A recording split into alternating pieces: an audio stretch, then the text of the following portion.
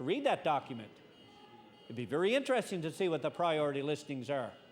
You know, I noticed last year in the local media, well, it would be almost 2 years now, Mr. Speaker, year and a half.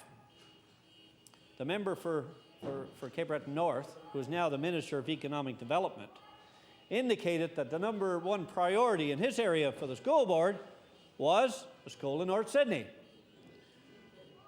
And the Cape Breton Victoria District School Board officials come out and says, that's not even our priority. It's not even on the priority list. And that was the big headlines in the local media. Now, Mr. Speaker, we look at that document that's withdrawn from Cabinet. What's the number one priority for that school board? Well, what a coincidence. North Sydney. Well, what a coincidence. And the government says it's a document that's being considered before Cabinet, when in fact, almost 2 weeks prior to that, it was withdrawn from Cabinet. So the minister, is the minister saying there's another document before Cabinet?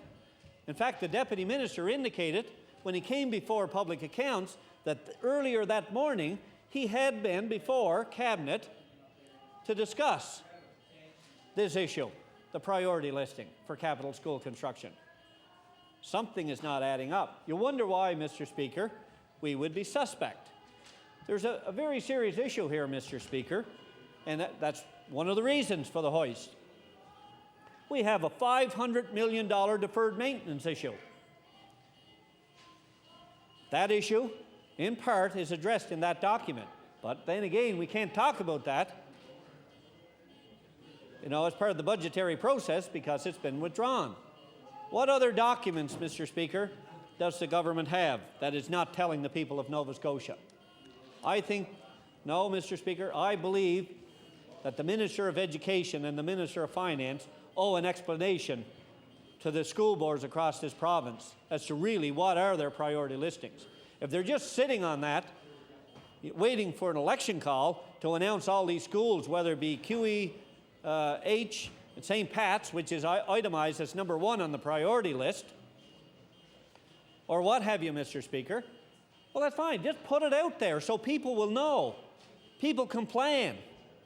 You know, stop playing politics with the education and the well-being of the students of this province. Stop playing politics with all these elected school board officials, with the teachers, the parents, all the stakeholders. Mr. Speaker, I believe that the government owes us an explanation. Would you be kind enough to get me that document I tabled, and I'll bring it back. Well, Mr. Speaker, I think what we've seen here is a real sleight of hand. We've seen a sleight of hand by the Minister of Education. We've seen a sleight of hand by the Minister of Finance, who by his own admission is now indicating that he borrowed a lot more money than even I thought he was borrowing. He was good enough to admit that. So how can he say he has a balanced budget? He's setting up the people of Nova Scotia, which by the way, Mr. Speaker, not everybody will receive that benefit. Mr. Speaker, as I understand, close to 300,000 Nova Scotians will derive no benefit through no fault of their own. So what we have here is classic neoconservative politics. They set up one group in society against another. They're always playing one off against the other to see if they can get some political advantage. You know, only a conservative philosophy could say, you know, and if you go back in time, Mr. Speaker, history will prove this in the absence of any social programming. What conservative philosophy will do was always support the fittest to survive in the marketplace. That's what they do. If you've got money and you've got power and you've got, you know, that prestige that, you know, can curry favor with the government, they'll support you. But if you're an underprivileged or you're disadvantaged, Mr. Speaker, they look at you as a liability in society. If through no fault of your own, you're not able to get a job, pay enough money. Order, please. Order, please.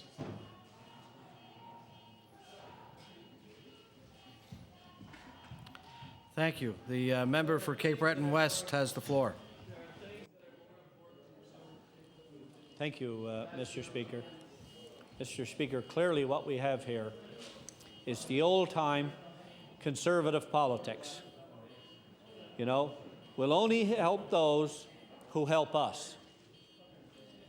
Look out on the street, Mr. Speaker. Who are the ones that are really being hurt by this government's actions? Who's really being hurt by this strike? Who's really being hurt by the indifference of the Minister of Community Services and the Minister of Environment and Labour? The disadvantaged, the special needs people of this province, Mr. Speaker. Mr. Speaker, even for those special needs people who now receive support from the government, you know, those families, and they have special needs children at home. You know, the rates haven't been indexed once since this government came to power. And now what they're doing, Mr. Speaker, if you look at the schedule of fees, every year, as the cost of living goes up, someone who may have been under the threshold, the cutoff point, now they're over, even though they have less purchasing power or no more purchasing power. But the government never indexed the schedule of fees. And what's happening? Every year, there are perhaps 15 or 20 families being siphoned off the system. So this government saves maybe $20,000 or $30,000 per family. Multiply that by 20 or 30, and it doesn't take long, Mr. Speaker, for it to add up. Is that fair? No, it's not. But that's what they're doing, Mr. Speaker, to the disadvantaged in this province. These are the types of social issues that impact not only on the Minister of Finance's budget, but the Minister of Community Services. Why has the Minister of Community Services been so silent on this issue? You know, Mr. Speaker, they know that some individuals or some families, they may be a little too embarrassed to raise this for fear of being exposed by the government. We've seen what's happened in the past when anyone came, you know, trying to raise issues of social concern or of genuine importance to themselves or their families. They've been kind of made to feel like if you don't go away and stop bothering us, we're going to make a public issue of it, and you could be exposed, Mr. Speaker.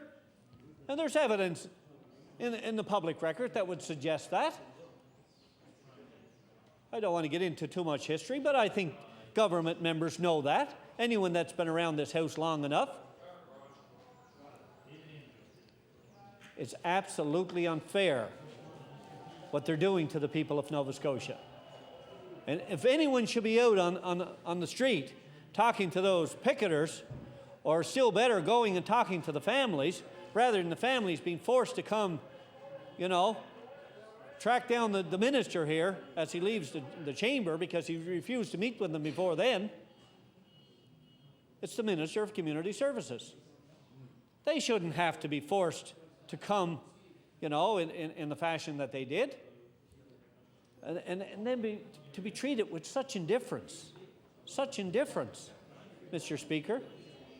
These are genuine, good living Nova Scotians, you know, and yet what will they do in their budget? They'll try and pit one group in society against another.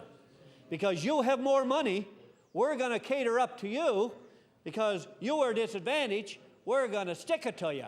And we're going to make you feel like you're the liability. You're the one that's dragging us down in society.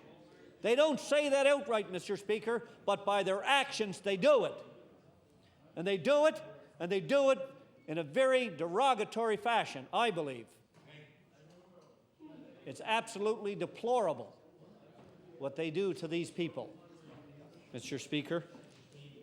And yet, Mr. Speaker, just let's look at some individual departments. For example, with the Department of Natural Resources. During estimates, I asked the Minister of Natural Resources about the forced sustainability agreements and how much money was paid out, you know, on silviculture in this province to all the individual contractors, small and big contractors, companies, you know, the forestry groups and alike, Mr. Speaker. And altogether, I would say there are perhaps, I'm going to take a guess, maybe close to 40 individual companies and corporations and individual contractors that received assistance through this program. There was some $639,838.84 paid out. Well, when you're looking at a $5 billion budget, doesn't sound like a lot of money. But Mr. Speaker, let's say you're a small forestry contractor in the province of Nova Scotia. You have to scratch your head and wonder why only two contractors will receive, like two companies will receive I would say close to about 85%, 80% of all the dollars.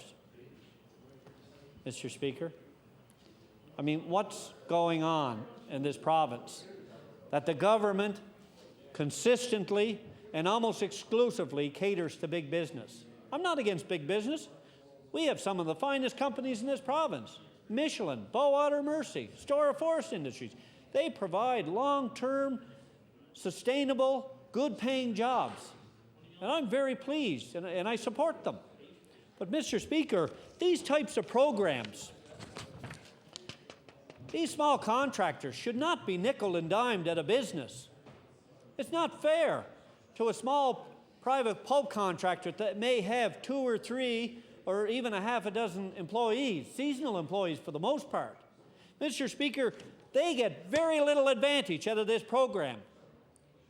You know, I'm sure there are cabinet ministers that are sitting in that government that have a lot of small contractors in their constituencies. I'm sure there must be some Tory MLAs that have contractors, whether it be in Shelburne or Lunenburg or Yarmouth or where you have it, Mr. Speaker, Cumberland County. I know because I've dealt with them, many of them. And why aren't they getting some financial opportunity? Why aren't they getting access to these subsidiary dollars, Mr. Speaker? The big guys, Mr. Speaker, like the J.D. Irvings, are getting the lion's share. I mean, absolutely incredible to think that we have perhaps well in excess across this province of over 100 small and medium-sized contractors, and they're getting little to nothing. And this government wants us to support that type of budgetary process? Mr. Speaker, something is not right. When the government said that they were setting up this program, you know, for these forest sustainability agreements to allow contractors to do reseeding, you know, to do some silviculture on the individual woodlots. Mr. Speaker, we fully expect it. We fully expect it. A lot of the small private individuals. Not only that, Mr. Speaker, but individual woodlot owners who partake in forestry activities. It doesn't necessarily have to be a silviculture contractor or a pulp contractor or, you know, a logging contractor. There are many Nova Scotians. There are some 30,000 private woodlots, forestry woodlots in the province of Nova Scotia. Not all of them want to be are managed by the landowners. Many of them are absentee landowners. Many are managed by individual silviculture contractors, or indeed contractors that are contracted by the Nova Scotia Department of Natural Resources. There are many, many issues, Mr. Speaker. That's just another classic example of why the opposition is very suspect about what's happening in this province. Mr. Speaker, the report that was put out on April 24th of this year on the capital school projects on page 11 for new schools clearly indicates the department's #1 priority for this fiscal year, not the school board, not the Halifax Regional School Board, but the department's #1 priority is St. Pat's /QEH, Mr. Speaker. Well, I tabled the documents last week that clearly supported that position. So why is it the government is sitting on that? Why is it, Mr. Speaker, that Truro West Elementary is the #2 priority? That's the second constituency held by a Tory member. Order, please. Order, please. Thank you. Some of the members, please, would they take their private conversations outside of the chambers? The member for Cape Breton West has the floor. Thank you, Mr. Speaker. As I've indicated, the first two priority lists for the Department of Education are in Tory-held ridings. Let's look at the third priority. Windsor Regional High. Now, which constituency is that? I wonder. It's just a coincidence, Mr. Speaker. That's a Tory-held riding. 3 for 3, Mr. Speaker. Let's look at priority #4. Harbourside Jameson Elementary Junior High, Halifax. Well, whose constituency is that? We're not hearing any takers? Well, we'll leave that for now. Let's come back. What's priority #5? Truro Junior High. Aha! The Minister of Justice. Now, this could be pure coincidence, Mr. Speaker. The first known 4 out of 5 are in Tory-held ridings. Now, maybe that's why they don't want to put it out before the election. You know, because if it's out there, it's subject to public scrutiny.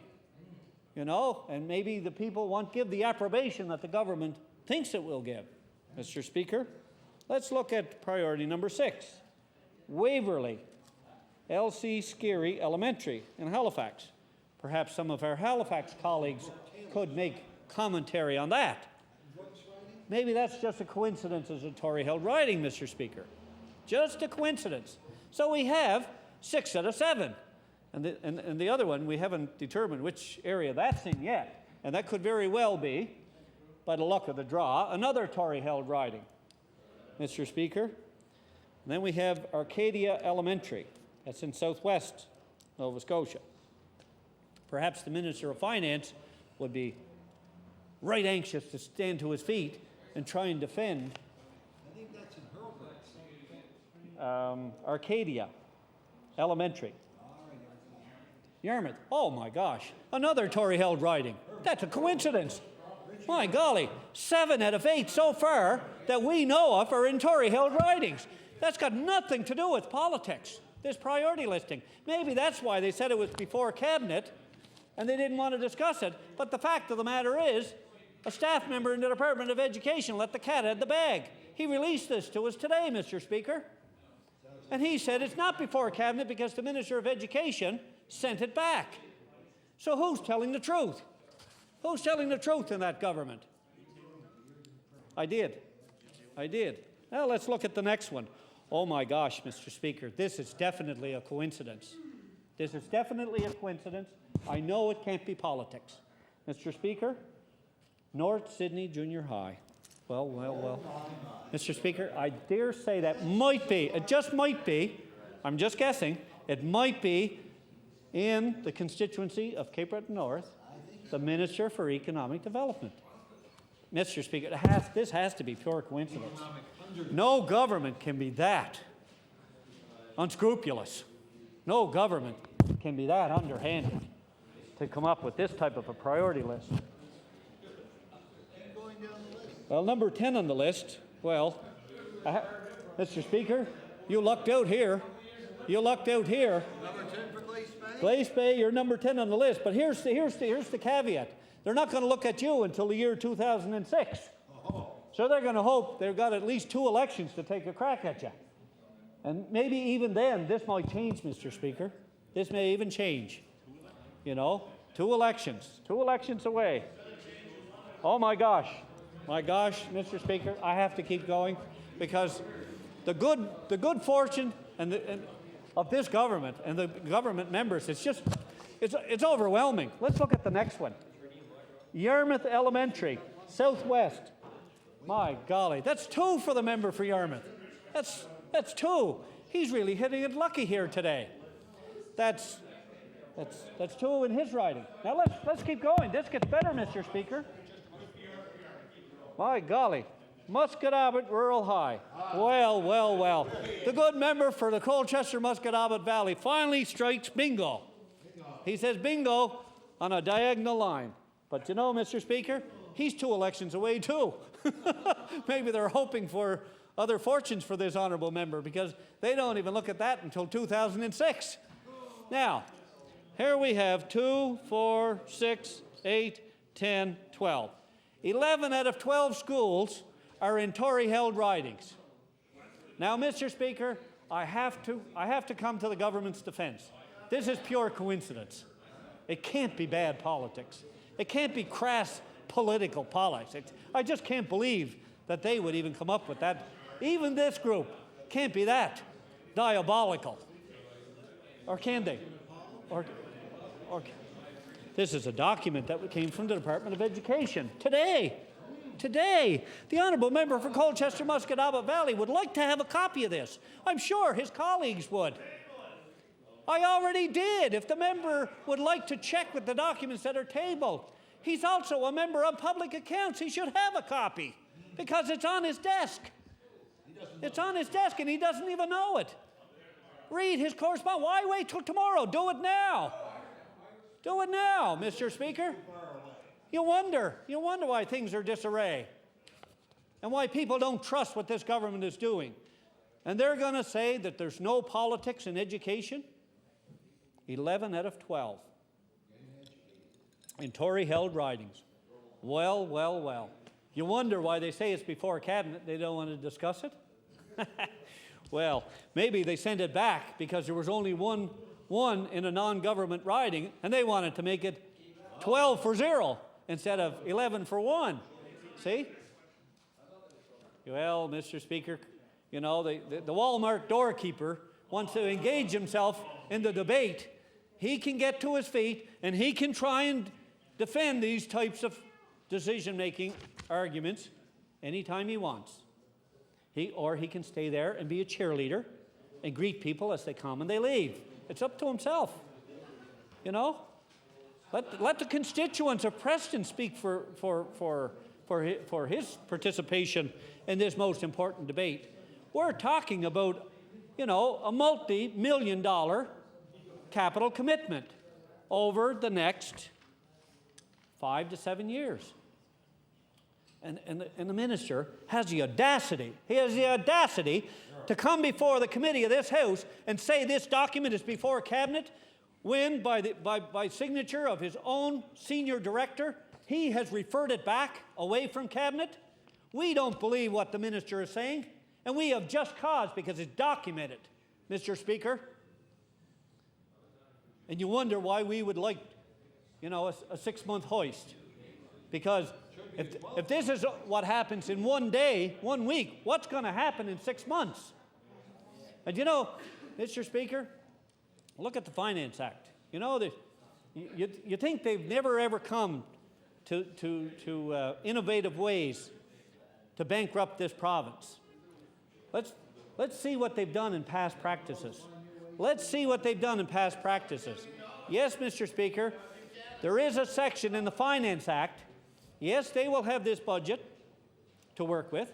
Yes, they will have the Financial Measures Act. Yes, they will, because they have the numbers. We can filibuster, but ultimately they will get it passed. It doesn't matter.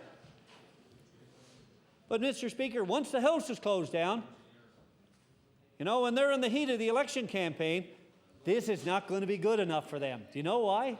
Because they can go under the Finance Act and they can appropriate a good measure of next year's capital expenditure. So they're going to dump this on the shoulders of the next crew. They can go, and I may be wrong, and a senior colleague can correct me, they can borrow up to 50% or they can charge up to 50% of next year's capital budget in any department that they want. And that's what we'll see on the election trail, Mr. Speaker. Yes, there'll be lots of pavement. Yes, there'll be lots of steam. Yes, the member for the Eastern Shore can get on the pavers with his hard hat and wave that he's paving roads, Mr. Speaker. But I tell you, you know, they've been trying to put so much pavement down, they've been paving over squirrels and chipmunks and porcupines. You don't know what in the name heavens they're going to pave. You know, down in Cape Breton, they're praying for snow to fill in the potholes. You know, the roads are that bad. You know, the member for Inverness knows that. I wonder if he'll get his share. Mr. Speaker, last year, check with the Nova Scotia, the Road Construction Association. First time ever, Cape Breton received only half of what it traditionally received under previous administrations. Tell me that's not politics. Tell me that's not good old-fashioned Tory politics. But, Mr. Speaker, let's be fair. Could be coincidence.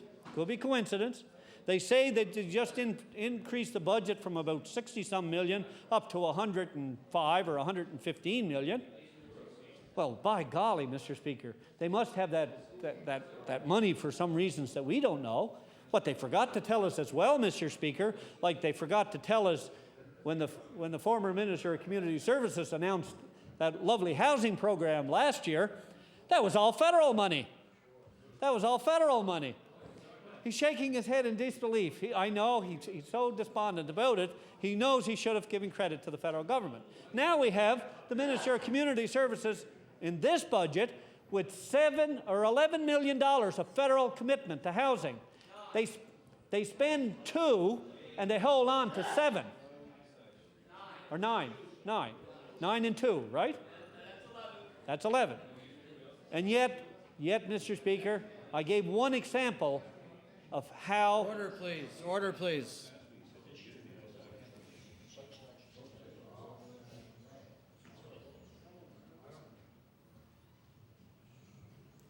Thank you. The member for Cape Breton West has the floor. Thank you, Mr. Speaker. I didn't really mean to start a flurry of debate amongst the Tory backbenchers over there fighting over that one school that's in a Liberal-held riding. I mean, they can go out and draw straws as to who's going to get, you know, like they did on a previous generation, you know, dividing somebody else's clothing. They're now all deciding among themselves who's going to take the school out of Glace Bay and whose riding it's going to, you know, whose Tory riding it's going to be. I can well imagine what type of stimulated debate that is over there, Mr. Speaker. They didn't even know the document existed until I tabled it. Well, Mr. Speaker, I worry about my debate. At least I'm standing on my feet defending my decisions. I'm not a yes man or an apologetic element for an agenda of which there is little input or democratic process. Mr. Speaker, we have a bite. Order, please. Order, please. The member for Colchester Musquodoboit Valley on a point of order. Mr. Speaker, I was wondering... On a point of order? No, Mr. Speaker. I was wondering if the honourable member would entertain a question at this very crucial point in the debate. The member is asking if the member from Cape Breton West would entertain a question. As the member from... Order, please. I have to have some control. Would the member from Cape Breton West entertain a question? Yes, Mr. Speaker. The member from Colchester Musquodoboit Valley. Thank you, and Mr. Speaker. I apologize to the honourable member.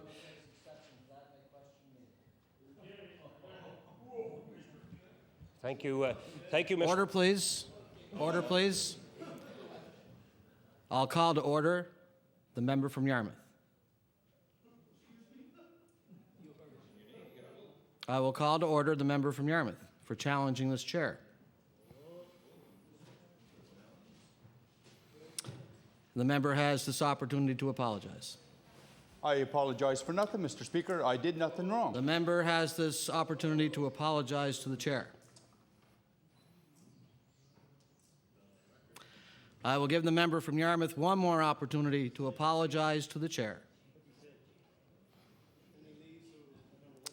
Then I would ask the member from Yarmouth to remove himself from the chamber, please.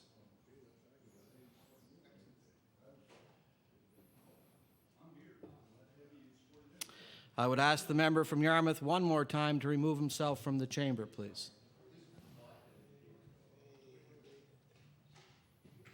And if not, then I would call one of the pages, please, to summons the Sergeant-at-Arms, please.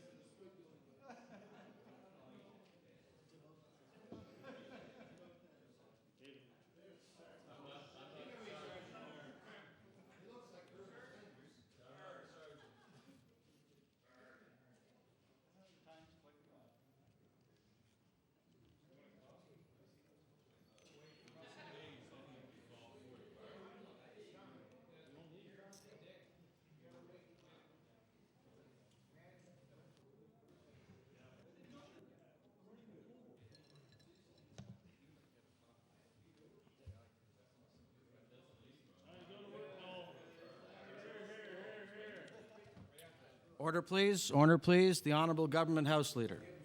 I don't want to challenge your ruling, but quite honestly, I don't know what this is about, and I don't think anybody on our side does. So I'd be quite glad to explain to the Honourable Government House Leader that the member from Yarmouth made gestures and said something towards the chair in a derogatory manner. I witnessed it myself. I very politely asked for an apology from the member from Yarmouth, and I gave him several chances to apologize. And I'd be quite willing to give the member for Yarmouth another chance to apologize to the chair. But I really see no need to defend myself, and I'm sure the Honourable Government House Leader knows better than anyone in this House that the chair should not and cannot be challenged in this case. But I would be quite willing to put this before the Speaker for a ruling, but in the meantime, I'm left with no other choice but to ask the Sergeant-at-Arms to remove the member from Yarmouth from the chambers for the time being.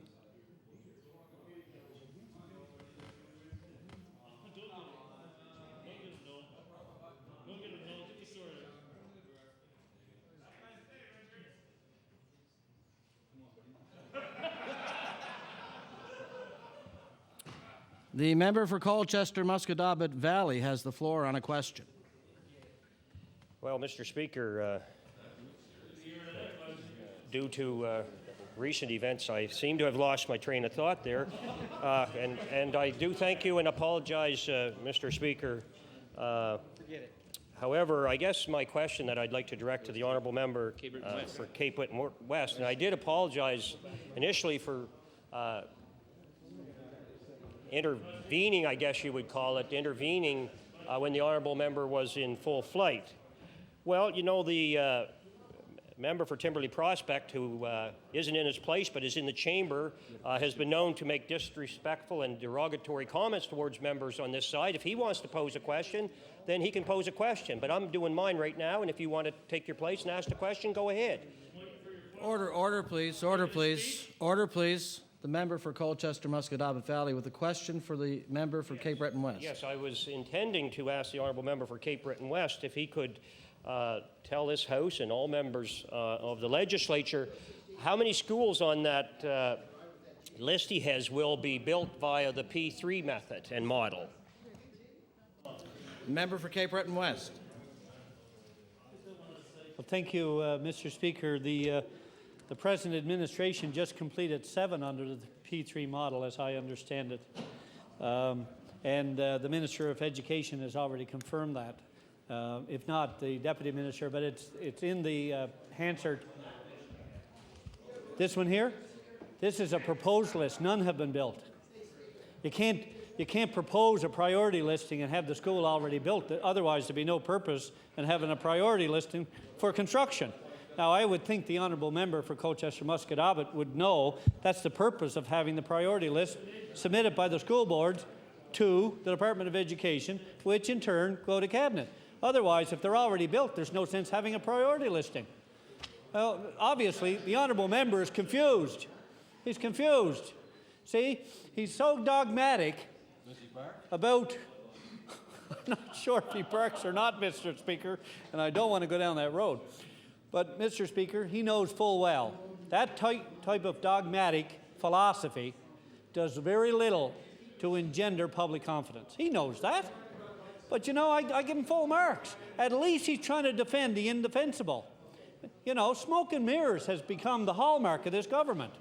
You know, you borrow you borrow $118 million, you give back $68 million, you increase the debt, you increase interest charges on the debt, and then you tell people you balance the budget.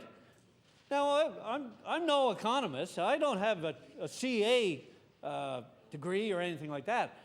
But that's pretty simple, I would think, Mr. Speaker. I'm sure even the Minister of Finance should be able to figure that out. I'm sure even the member for Colchester Musquodoboit must be able to figure that out.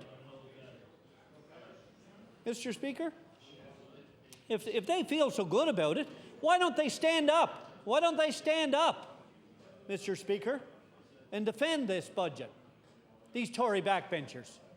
Why isn't the member from down, the various members from Kings County standing up and saying what they're going to do for the flood victims? Never mind good news resolutions about congratulating people for what they're doing. The people want to know what they're doing, Mr. Speaker. Mr. Speaker, this is very disappointing. That's why, Mr. Speaker, we have opted to put this process on hold, because I'm not so sure, and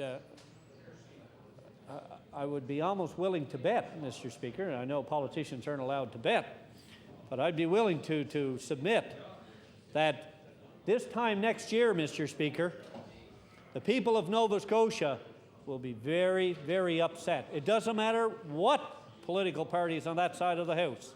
They're going to be upset because of what's been done in this budget. They're going to be upset because they're paying $500 million more in user fees. They're going to be upset because the government increased the debt to try and give short-term gain. All they had to do, if they were that committed to the people of Nova Scotia, Mr. Speaker, why did they not leave the provincial tax rate in concert with the federal tax rate? And the people could have enjoyed that tax break, Mr. Speaker. It was this government that said they were going to correct all the problems in health care for $46.5 million. And they're well over $500 million more in expenditure and still haven't solved the problem. People don't believe you. That's as simple as it gets. And they're not going to be taken in by old-style politics.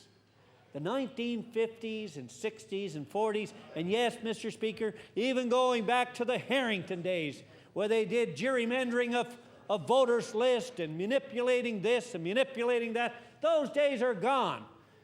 And the remnants of that philosophy better just pack their bags and move on and let the next generation of Nova Scotia political thinkers move in and take control of the agenda and do some good for this province. Mr. Speaker, I realize my time is short on this, and I look forward to the honourable member for Colchester Musquodoboit Valley standing up for an hour and defending this very piece of legislation. Thank you, Mr. Speaker. The member for Cape Breton and the Lakes. Thank you, Mr. Speaker.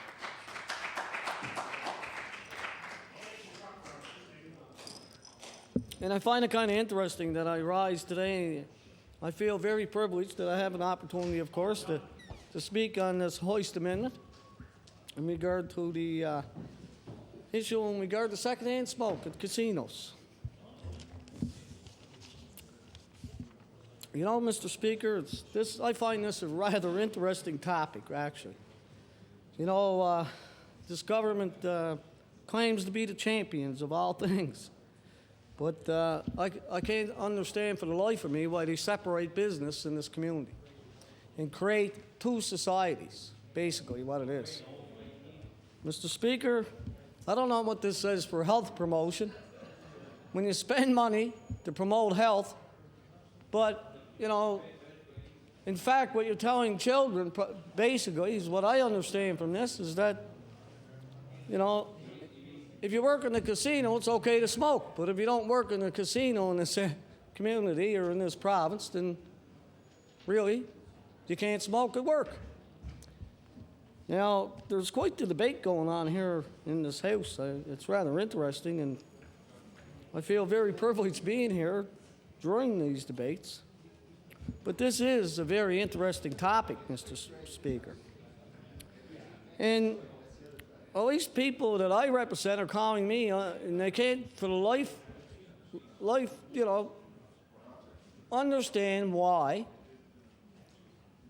the casinos, both in Sydney and in Halifax, are smoke-free, particularly when both municipal councils in those communities have clearly indicated through their resolution and process, and in fact their mayors as well, that they're against smoking in these casinos. So it's rather interesting how this all came about, because, you know, what I'm hearing from the finance minister on the other side of the floor is he's blaming a former government for creating, you know, this very negative issue that's being the topic of debate here in this House. So it's kind of all messed up, really. Like, you know, if this is a government that means everything to everybody, and they're going to do all things to all people, then what's the problem? Like, why can't this current government solve the problem? I mean, that's what they're telling Nova Scotians that they can do, and that they have been doing now for 3.5 years. But really, all I see on this particular issue is they're achieving a society separation on the issue. You know, and business owners, small business owners in particular, I don't believe are impressed. You know, there's two sets of rules ongoing here. And it may be that the finance minister, I'm not suggesting that the finance minister is saying anything mistruthful. It may be in the contract when the casino come into the province. I don't think it's really fair to blame a former government for a contract that was signed in an era where secondhand smoke was not considered dangerous. Although there were some suspicions on it, medically, the medical professionals, both in the province and in the country, indicated at that particular time, you know, that they were still researching it. So there was no, you know, decision made on whether secondhand or enough research evidence to prove beyond any reasonable doubt that secondhand smoke does cause illnesses such as cancer. They cause many other illnesses, such as heart attack. Many times people die from heart attack, and they say, you know, people say, or they take a heart attack, and they say, my father took a heart attack or whatever. But it's just recently, Mr. Speaker, that people are beginning to realize why people are taking heart attacks. And in many of the cases, it's because they're in environments where there's secondhand smoke. And many of these areas, unfortunately, are in workplaces. Now, Mr. Speaker, if you're going to, you know, go into schools and provide funding for health promotion, and you're going to tell children, you know, it's bad to smoke and they have to become more healthy and they should participate in sport and other recreational activities. But, you know, what's the secret message here? That, you know, if you go to college and you get an education and you work down the road in the government department, then you can't smoke. But if you're going to, you know, you can't really drop out of school anymore in grade 12, after grade 12, but if you decide not to go to college, and it's okay to smoke if you work at a casino. You know, like really, it just does not make any sense to me. if secondhand smoke is dangerous after 9 o'clock in the night, it's obviously dangerous at 8 a.m. in the morning, or at noontime when people have lunch, or at supper time, or whenever. I mean, I read the medical reports, and this topic, I believe, was researched by top medical professionals in the country. At least I was told they were, and I believe they're right. They researched this issue for years. And this government doesn't want to hear the results of that research.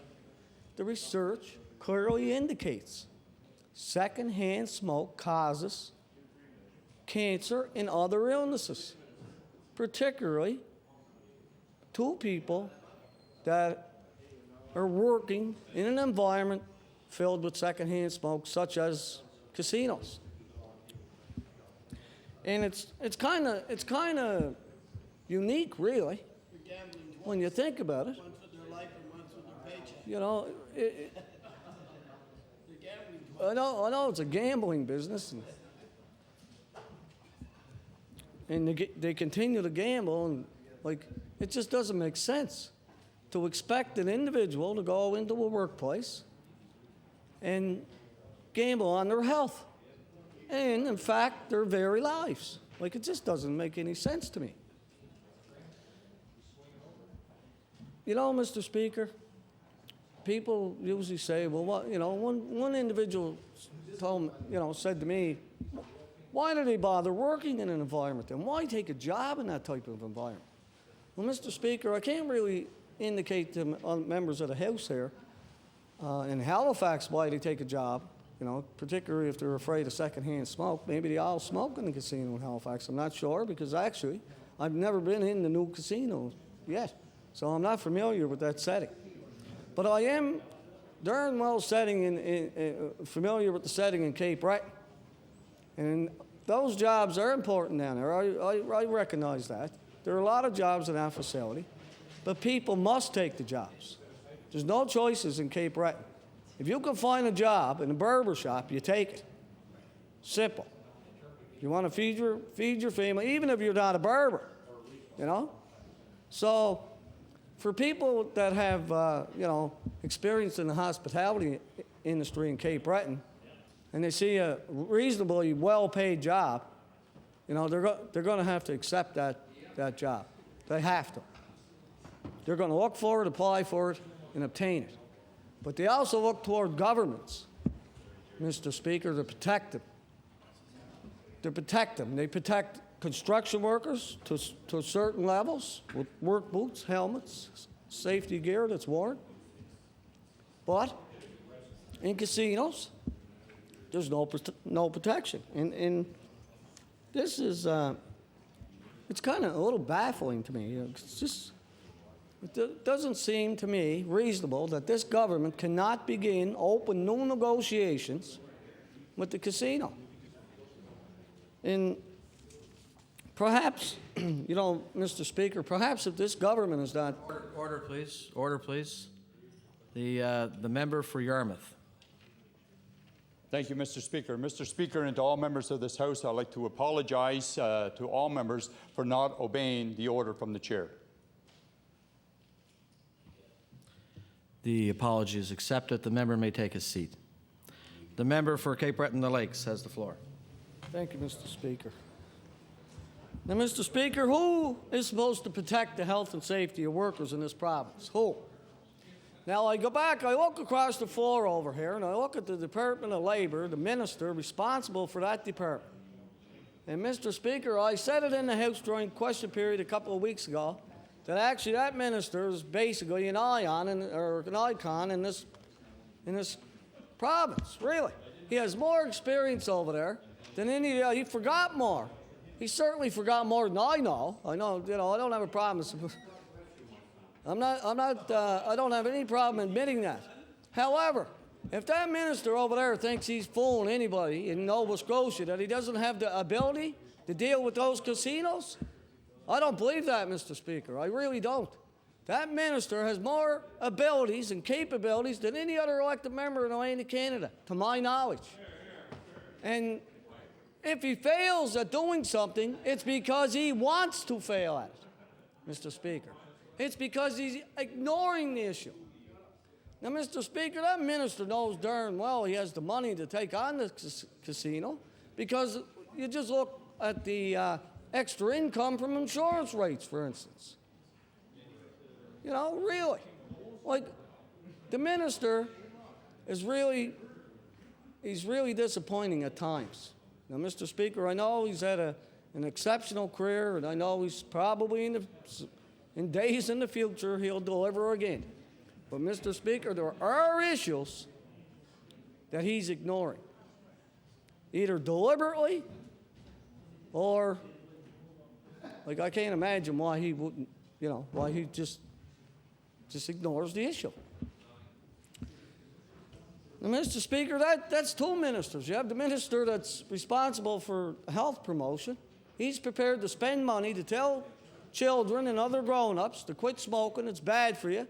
You're not allowed to go into, you can go into a restaurant. It's terribly bad. It could, end your life. It's life-threatening.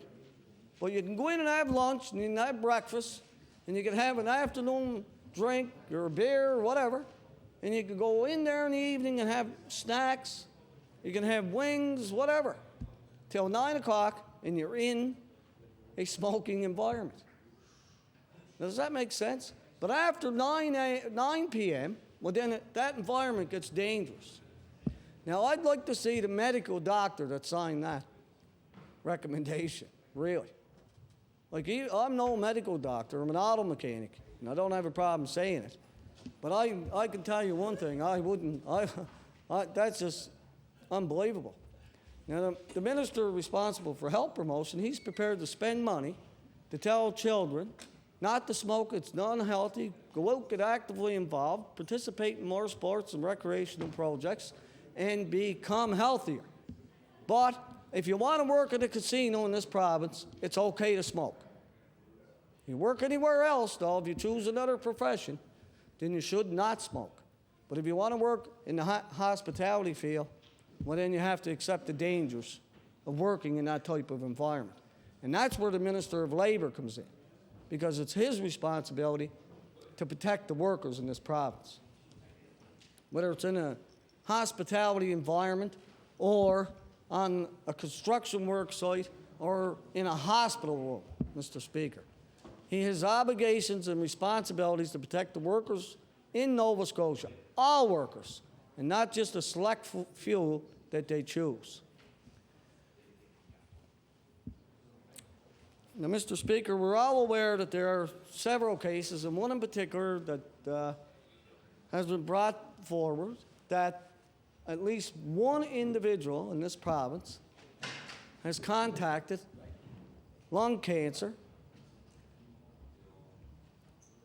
as a result of secondhand smoke, that she had no other choice but to work in an environment with secondhand smoke.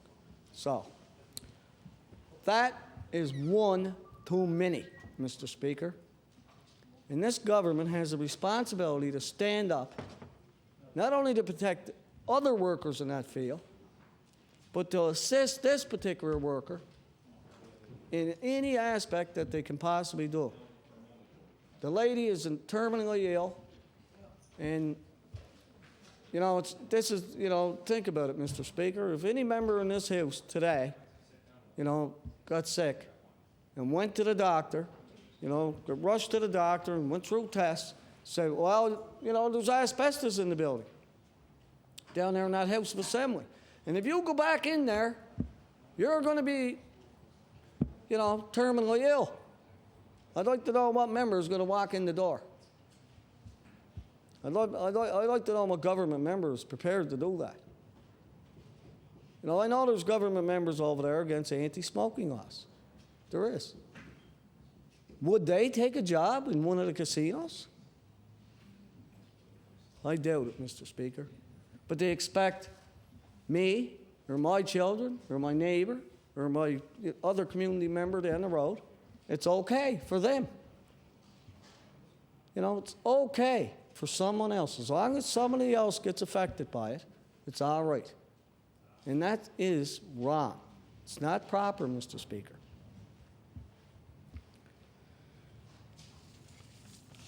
Mr. Speaker, you know, if you look at the municipal units in this province, like the HRM and the CBRM,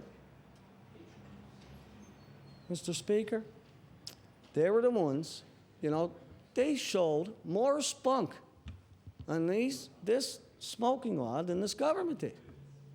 Mr. Speaker, I witnessed in Cape Breton, not everybody was in support of eliminating smoking in public places. Not everyone. I witnessed some of the debate, and the councillors and the mayor, you know, from some individuals took pretty grueling verbal abuse or whatever, because, you know, this was being proposed. But they withstood that storm, Mr. Speaker. And they stood up, and they stood up and fought for what they believed was right and for what they believed was good and positive for their communities, and what they believed would help protect the workers in every establishment, regardless of whether it was a restaurant or another drinking establishment or a casino. The HRM and the CBRM, in fact, the mayor, both mayors, I believe, are on record as opposing this government allowing Casino Nova Scotia to allow smoking in their establishments.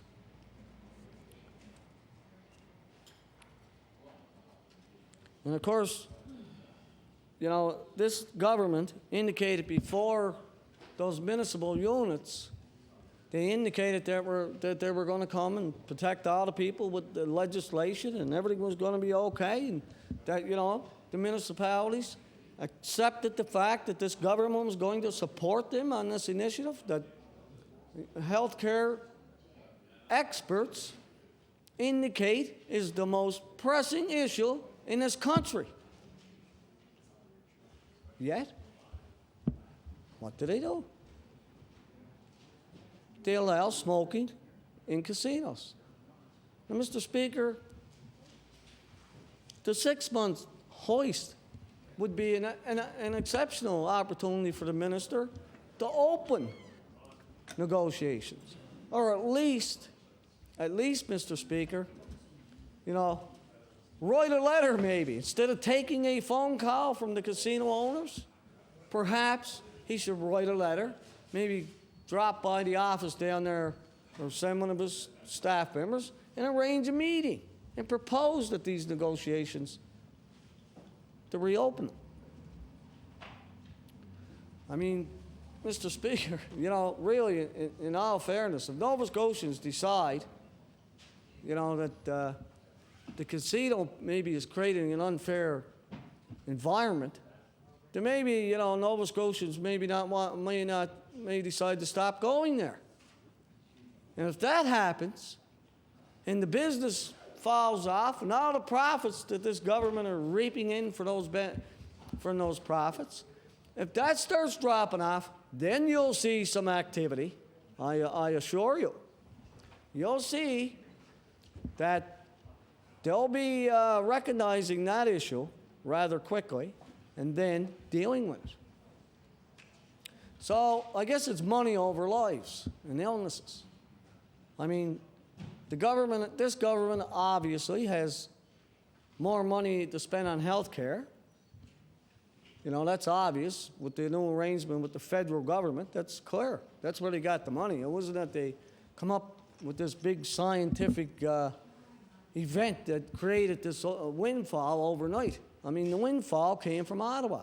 This government has the most amount of money than any other government in the history of this province. It's small enough and lean enough that it could manage.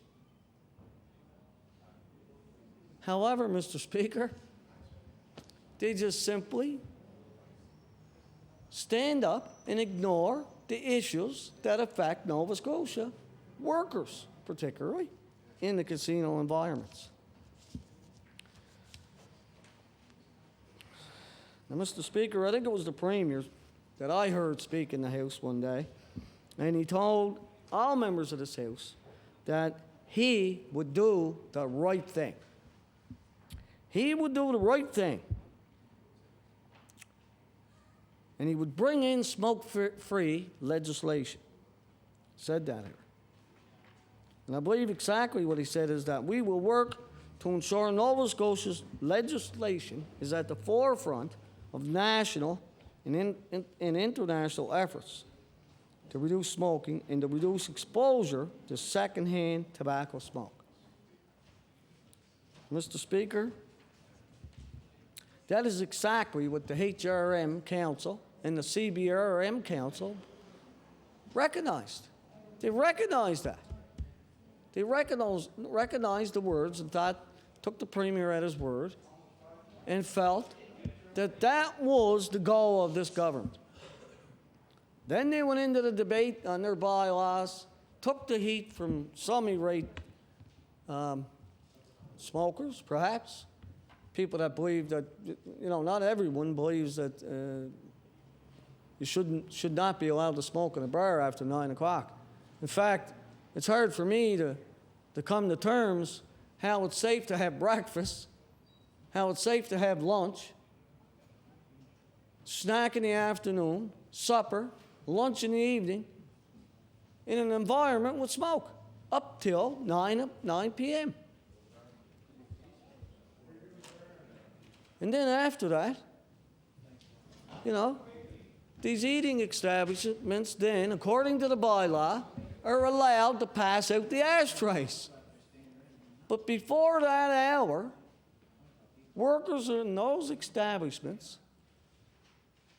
are prohibited from providing ashtrays to their customers.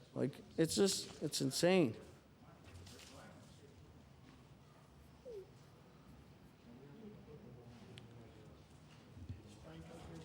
Mr. Speaker,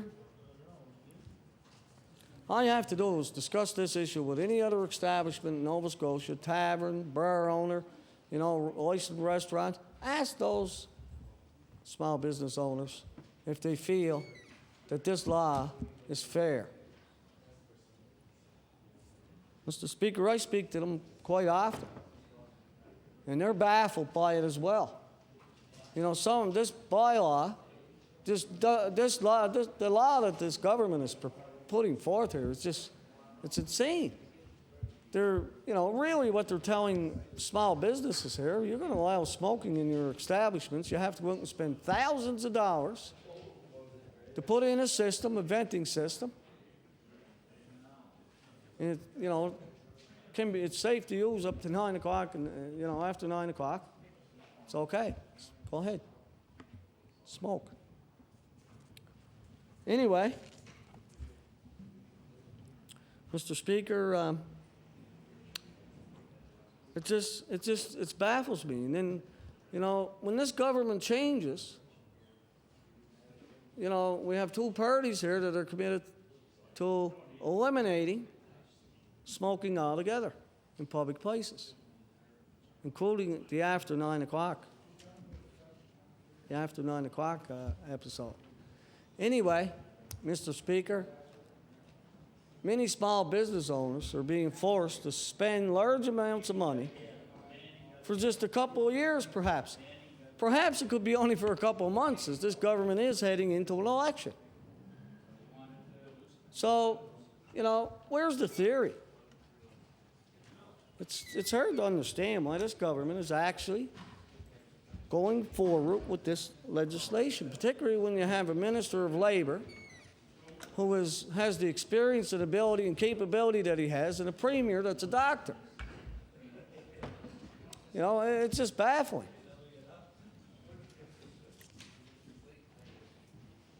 Mr. Speaker, I write most of the literature that was provided to me by Smoke Free Nova Scotia. And it has been an enormous amount of information, at least that I received. And I'm sure that all party members received the same literature. I mean, they didn't just give it to me,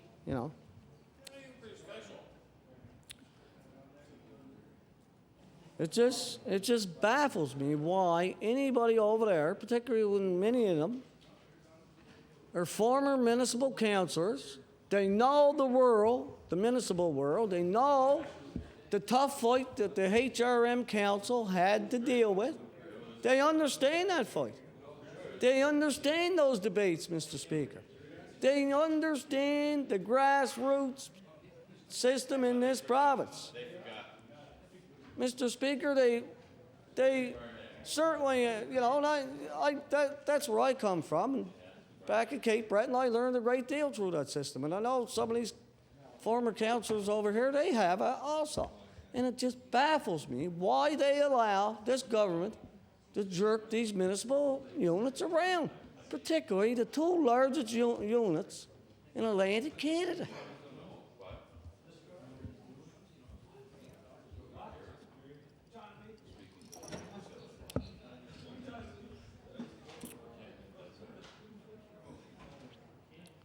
Mr. Speaker, if we look at the statistics for cancer, levels of cancer here in Nova Scotia that are directly related to smoking and secondhand smoking, they're alarming. Very much so. And it's documented that workers in these environments are among the highest risk workers anywhere in this country. And it's not just smoking or cancer-related illnesses. There's heart disease, there's pneumonia, there's bronchitis. There's many, many ailments, Mr. Speaker, that are a burden on our healthcare system through money and time and an effort that could be eliminated by just a few short measures by this government. How much money would this government save delivering health care?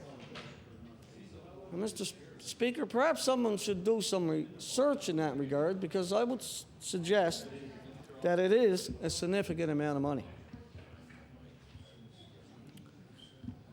Mr. Speaker, secondhand smoke kills 200 Nova Scotians every year. 200 every year. And as I said before, that one that we are all aware of is too much. And Mr. Speaker, I don't know many of these 200 people that die every year. But does that make it okay because I don't know them personally? Mr. Speaker, we all must have seen the television commercial in which the older gentleman is sitting in a chair, explaining what happened to his wife and that she pleaded with him to quit smoking all those years and that he ignored her pleas, and he thought he thought she was just a nagger, and he just ignored her pleas. And Mr. Speaker, the results were that his wife died from secondhand smoke. And Mr. Speaker, that was a true story. Very true story. And people like that, Mr. Speaker, would appreciate the 6 months that it would take for this government to begin a process. Many of those families, perhaps, Mr. Speaker, could have an opportunity to have an input into how this affects families and lives and how children grow up and the impact on family life. Is that what the government is afraid of? Is that really? Perhaps maybe the government doesn't want to learn those things. But if I know them already, I'm sure members over there know them already.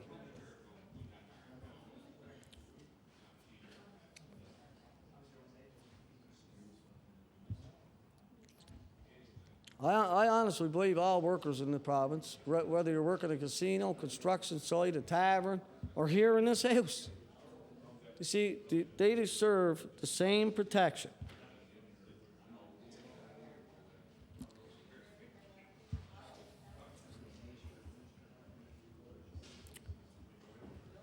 Mr. Speaker, you know, as I said earlier, now, you know, what kinds of contradictions can we recognize when, you know, when we say that, you know, they want to do this and that they, you know, they actually are going to do it. You know, that's what baffles me. You know, the phone rings, the finance minister answers the phone. It's the manager of the casino saying, hey, you guys better exempt me from that smoking bylaw that the HRM worked so hard to put in place, months and months. And actually, one municipal council was on record saying he fought for the issue for 10 years. 10 years. It's not a new issue. Which reminds me again of the former municipal representation from HRM that's sitting over there on that side of the house that's fully aware that secondhand smoke is an issue to the grassroots people in this community. Yet they ignore their knowledge that they've gathered over the years from sitting on the council up here, and they ignore it. And they do nothing about the issue. They sit back and they allow their former colleagues and municipal units in this province to take all the heat. And then after they took all the heat, they put a provision in to exempt the casino. Mr. Speaker, you know,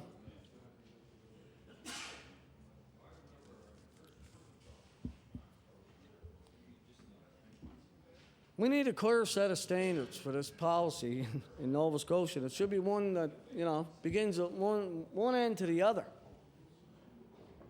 I mean, this is just a very loud signal or a message to our young people and other people that's smoking. You know, it's okay to smoke in some environments, and that isn't true according to the statistics that the health minister puts forth and those medical experts, Canadian medical experts that I spoke about before.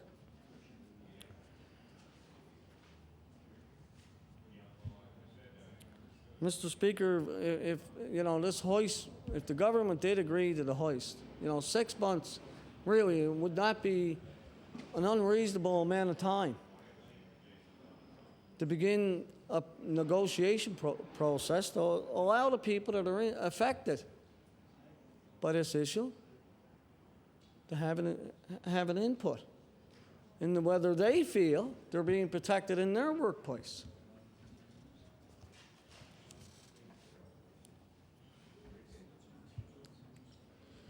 Mr. Speaker, what's wrong with listening to restaurant and bar owners? You know, we went through a process already in this province, and I witnessed many of them in committee. And I mean, they, you know, I heard them tell the committee, and all the government members that were sitting on the committee, and many of the members, even the members were in the room that weren't on the committee, said they know what the majority of restaurant and bar owners, they know full well what they believe this government should be doing in regard to this bylaw.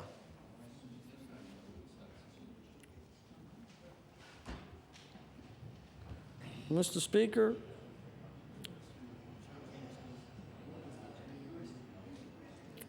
this government,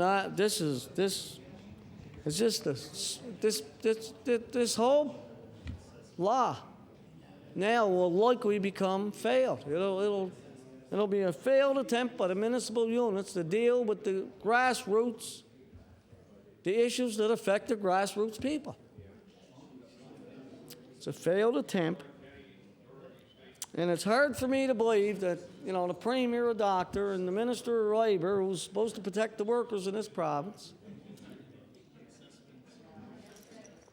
but I don't want all the workers to be too concerned. If you work on a construction site or even in a service station, you're protected. You're working, in a bar after 9 p.m., then you're protected. However, or before 9 p.m., pardon me. Anyway, Mr. Speaker, what type of message is this to send to the younger people in the community?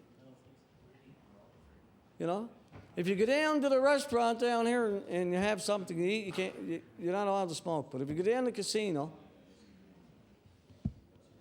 so is this, perhaps, maybe this is where, maybe they're trying to centralize smoking, maybe. If you're a smoker, go down to the casino and smoke, and the people that work down there, they have to gamble on their health and their life. But that's okay because it's down on the waterfront and they're gambling down there anyway. So, people, if they're going to gamble their money, they may as well gamble their life. It seems so unfair and unreasonable. It just doesn't seem like sanity to me.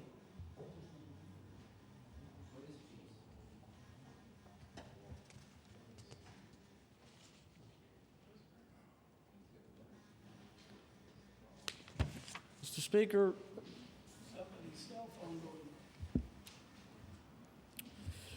I don't understand why the casino should enjoy any special status. The protection of the minister, the labor minister. His responsibility here is to protect the health and safety of all workers in this province. Is this contract, this signed contract that was signed in another era, where it was okay to smoke. And there was many members of that government over there that, were in third place. And, I believe when the casinos came here, it wasn't right. It just was not time. And it would not have been acceptable, if at that particular point in time, to open a casino here without smoking. I can accept that. And Mr. Speaker, these years later, it's hard for me to understand that the health and safety of someone can be put in danger because there's a signed contract in place. It doesn't make sense. And what else doesn't make sense to me is that there's no effort to try to deal with the issue. They just want to take the cash, the profits that they get from the casinos. I guess they need the money. They need the money, Mr. Speaker. And they need the money, I guess that's why, we're not going to have a 6-month heist here. They need the money that bad. I would, they was going to stand up and vote to allow this bill to go forward.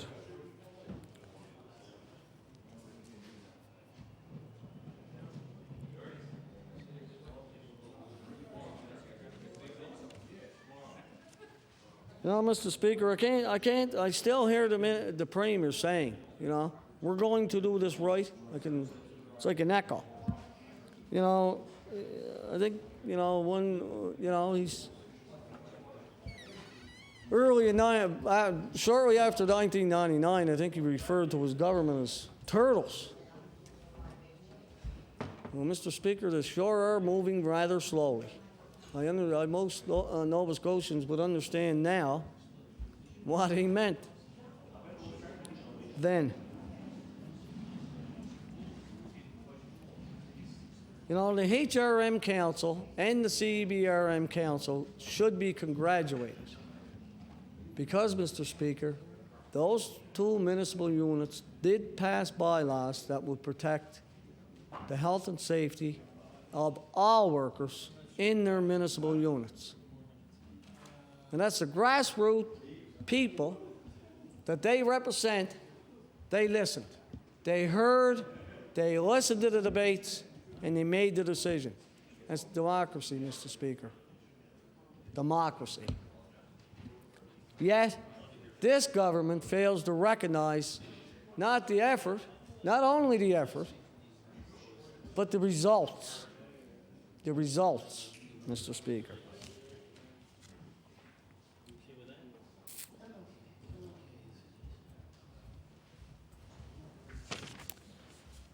Mr. Speaker, 6 months, 6 months, a 6-month heist would be excellent. Perhaps even the casino workers could get involved and we could find out how they feel. You know, without, if we could figure out a way that they could be, perhaps they're down there. I don't hear that much. I don't receive that many calls from casino workers. Yeah, quite frankly with you, but that may be through fear. You know what usually happens in a job site, and yes, I've been involved in unions before. Somebody seems to be trouble at work. You know what happens? Management doesn't take long to move in and correct that situation, Mr. Speaker.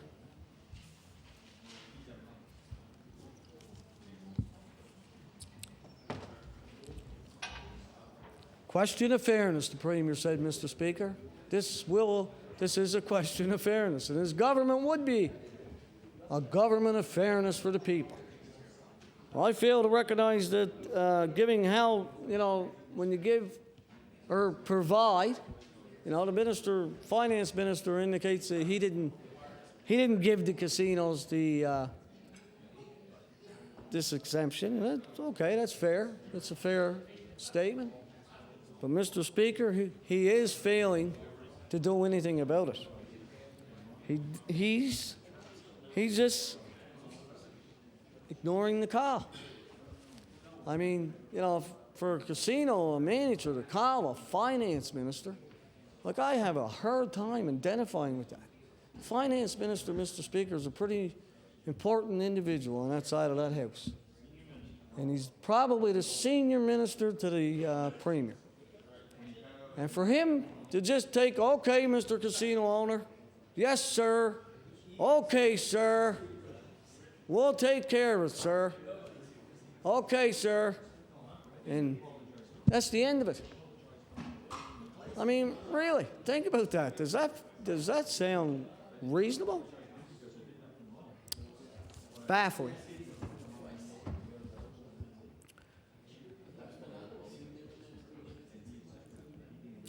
Mr. Speaker, this bill is a bill that is working against municipal units. And there are many more than just I'm just mentioning HRM and CBRM because they have councils, or casinos, pardon me. But the other towns and cities and villages throughout Nova Scotia are also experiencing a great deal of difficulty administering this policy, this provincial policy. Seems to be a problem with inspectors somewhere. They don't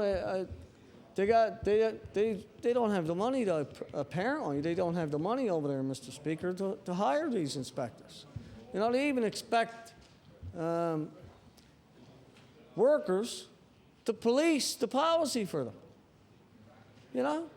They expect people who, in bars, perhaps anyone, the bar owner, female worker there, however, whatever, to police the smoking policy. Yet this government has the biggest windfall ever from Ottawa. And they can't hire inspectors to go out and support small business owners in this province. And it baffles me why this government would even consider why those small business owners are going to support them when they go to the polls this year. It baffles me. It just does not make good business sense. And the Premier said that originally. He recognized that. So there's just I don't understand why he changed his mind, Mr. Speaker. It just amazes me.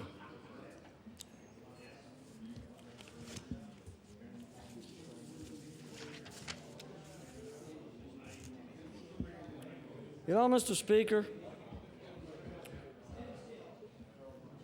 I really don't have that much problems with casinos. I stay out of them.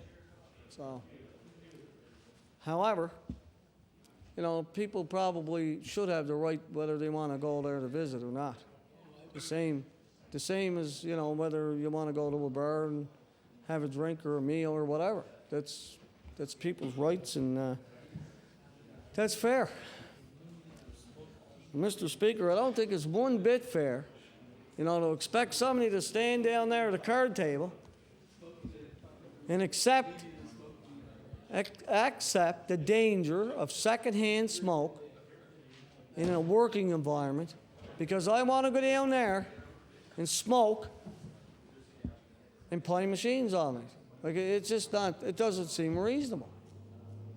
You know, and you know, I know I really don't have any. I read it in a newspaper article, actually, in which, you know, one of the casinos workers who saw fit to quit because of the health effects. In fact, she has obtained. Apparently, she has medical documentation that indicates she has obtained. That she, you know, obtained illnesses as a result of secondhand smoke in that casino. And when that lady filed for unemployment insurance benefits, she was denied benefits. She was denied benefits because she quit her job.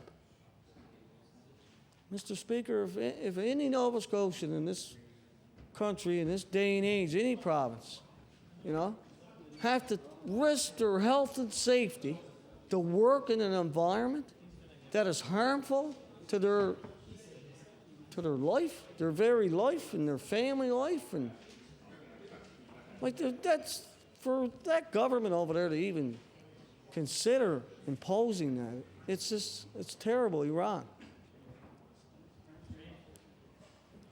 6 months would provide an opportunity, Mr. Speaker, to those workers and the visitors to come forward and have an input. And it would maybe the Premier or the Finance Minister, perhaps he wouldn't mind accepting some advice from people that are affected by this instead of accepting phone calls from people that are obviously pretty in my opinion, they have to be powerful. You know? They have to be powerful, Mr. Speaker. There really is there's no option here. This casino, you know, I know there's a contract, there's a negotiation process. In fact, I believe if the casino was a good corporate community citizen, they would ban smoking down there voluntarily. And this debate wouldn't be any need for it. Really, when you think about it. Particularly when you have the medical evidence that indicates secondhand smoke is a danger. The people that work within that environment. Now, I can't, for the life of me, understand why anybody would want to hire somebody and place them in an unsafe working environment to work. And I know in Cape Breton they don't have a choice. They have to work. There's no jobs down there. There's only a few jobs left after the collapse of DEFCO and of course the steel plant.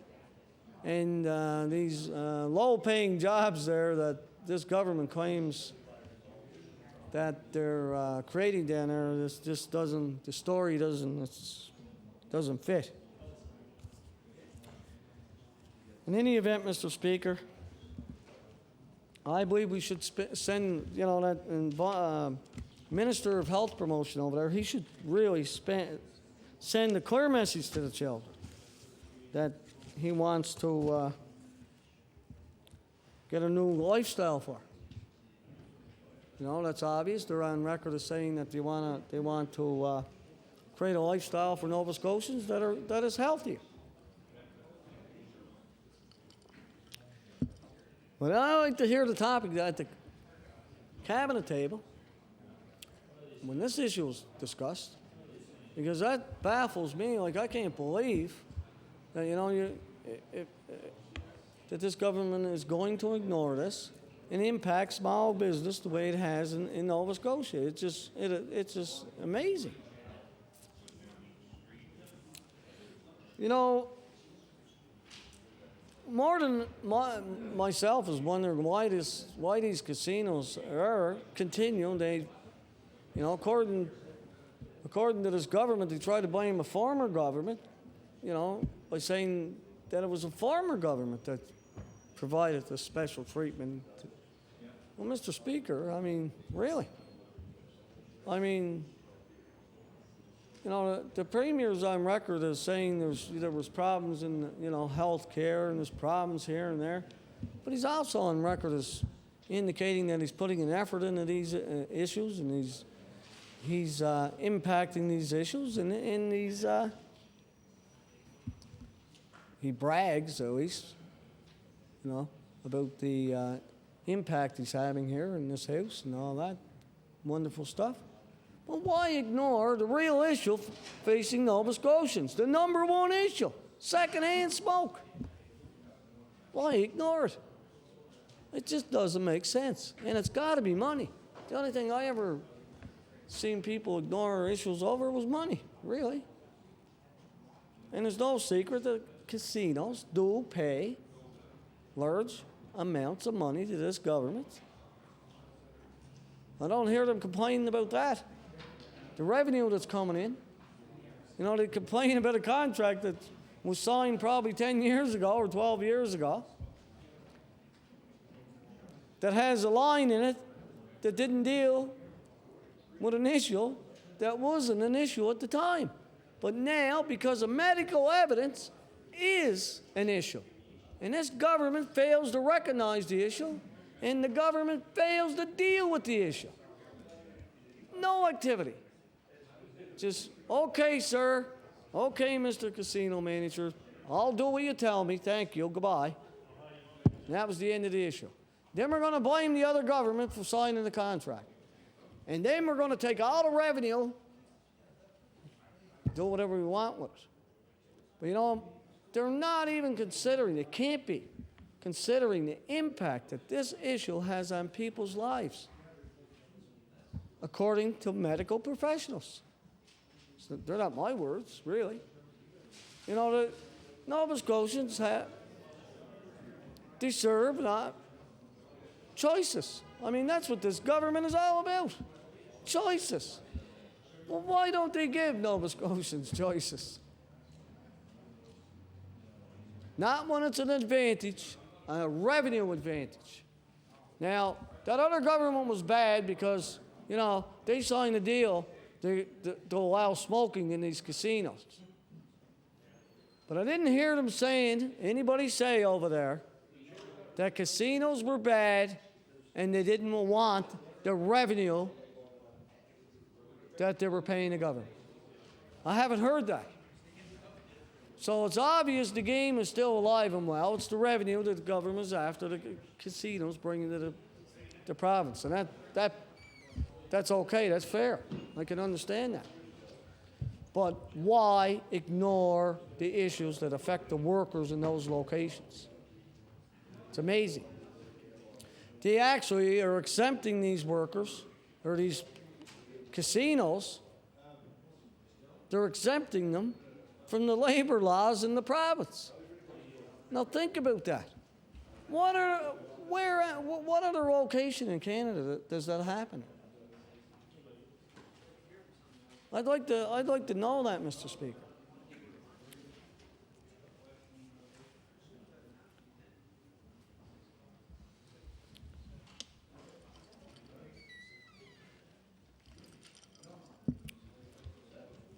Mr. Speaker,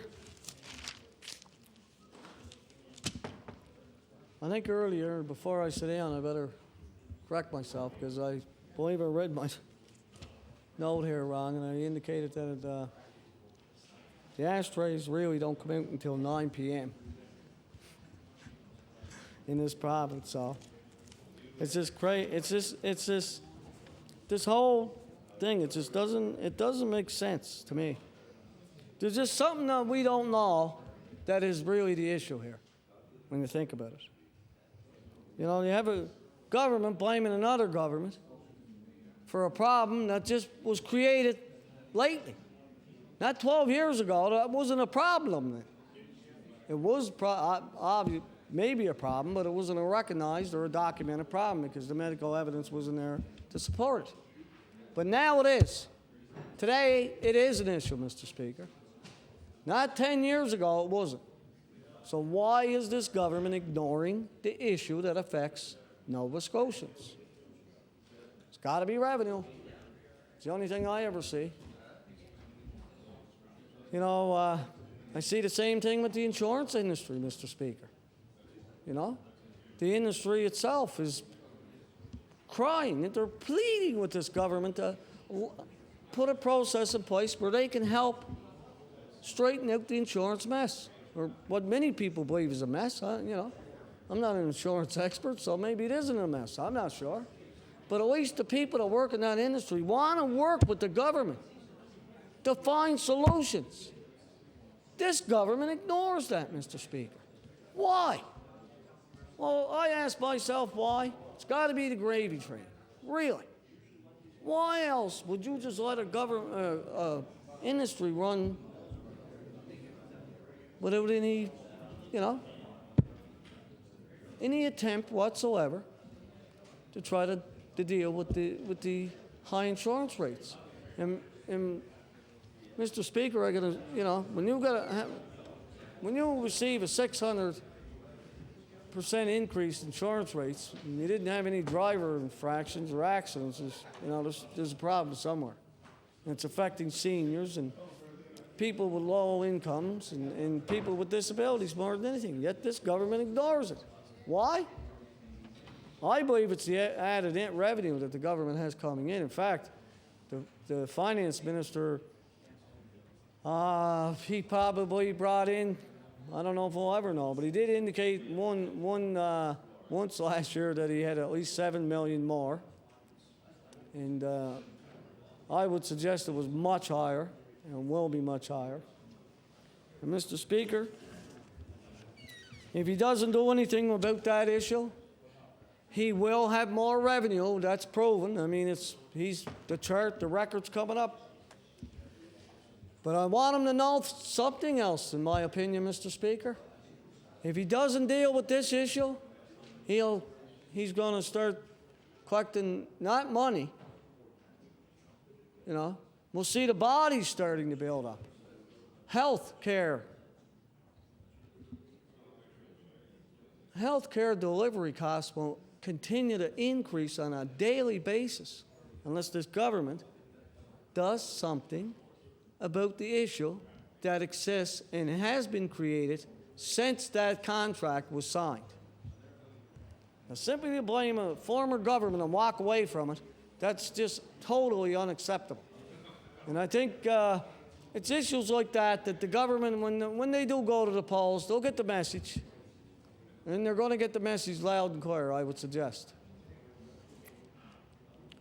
Mr. Speaker, in closing, I will plead with the finance minister, and I will ask him, you know, this